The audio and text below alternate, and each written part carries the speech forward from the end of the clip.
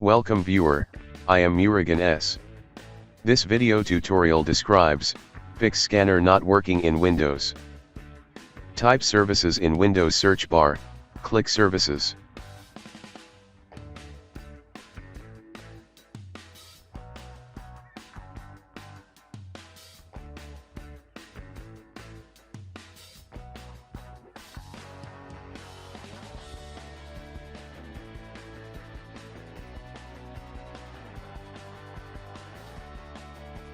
Open Windows Image Acquisition, change Startup type to Automatic, start the service, click Apply, click OK, restart the service.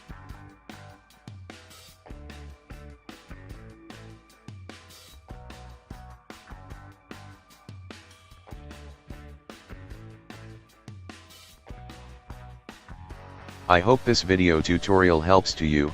Please like, share and don't forget to subscribe my channel. Thank you very much. See you next video.